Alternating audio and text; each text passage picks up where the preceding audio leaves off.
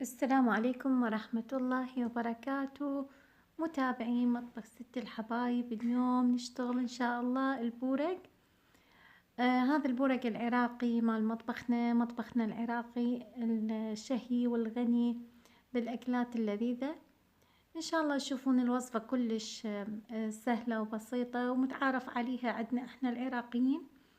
عندنا ملعقة كبيرة من الطحين الأبيض الخاص بالمعجنات، ملعقة طعام يعني، وأيضا عندنا ربع كوب نشا، ممكن أكثر تضيفون، ممكن نصف كوب حسب ذوقكم، يعني انتو هذا الشي راجع لكم، بس اني هذه اشوفها تمام.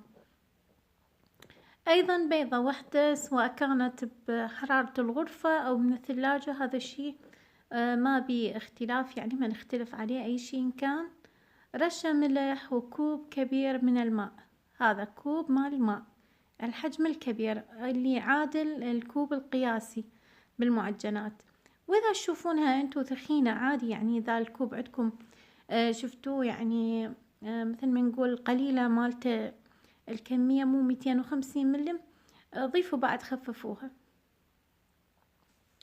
هسه حبايبي راح نخبط هذه المكونات كلها سوية، بس على اساس تتجانس، يعني ممكن خلط بالايد،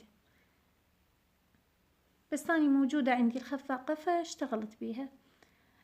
حبايبي بدون أي تخمير، بدون أي بيكنج نهائيا، فقط هاي المواد مثل ما شفتوا انتو، ونخلطها جيدا بحيث تمتزج والبيض يمتزج مع باقي المكونات بشكل صحيح. نروح على النار. هنا خليت بوعاء صغير قليل من الزيت ومقلاة غير قابلة للالتصاق، قليل من الزيت امسحها، هذا كلينكس الخاص بالأطعمة تنشيفها عن الدهون. النار شوفوها شلون ناصية. احميها اول شي، اسخنها للمقلاة، وكل مرة اجي اخذ من هذا الخليط لازم اخبطه زين، بعدين اخذ منه اقل الربع، هذا نفس الكوب اللي قسنا بيه النشا، اقل الربع، اقل، هيجي تطلع عندي مقدارها تمام التمام، تقريبا تطلع عندنا 12 او 13 او 14 حسب انتو يعني اللي تحبونه الخف مالتها يعني، او ايش قد تملون الكوب. هذا الربع كوب العفو. انا طلعت 2 سابقا، وهسه بعد راح استخدم قدامكم تشوفون شلون نسكب وشلون نشتغل. ناخذ قلت لكم كل مرة نخفقها هيجي بحيث ما تبقى عندنا، لانه النشا والطحين راح ينزل بكعب هذا الوعاء. فبهالطريقة شوفوا بنات، هيجي احركها وخلاص اخليها على النار الى ان الحواف تجف عندي، الحواف وهي تخلع. هسه هي من وحدها بس تجمد تخلع الحواف ونشيلها.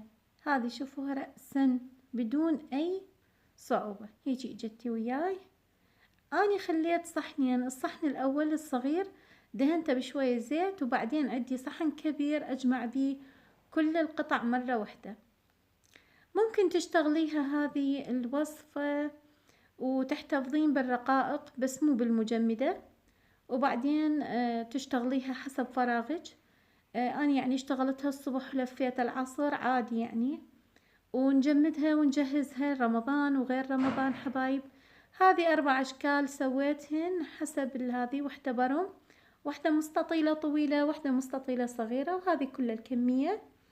وهسه نجي للقلي. هنا قليت بس 3 لأن الدنيا نهار، يعني ما كنت محتاج أصلا مو وقت عشاء. هذول 3 حبايبي، قرمش كلش مقرمش ولذيذ، وما تتصورون شقد خفيفة، شقد خفيفة على المعدة. اللي حاب يشويها عادي بنات تدهنوها بالزيت وتشووها، وألف عافية. لا تنسون الدعم باللايك والاشتراك وتفعيل الجرس حتى يوصلكم كل جديد من مطبخي، مطبخ ست الحبايب. في أمان الله وحفظه.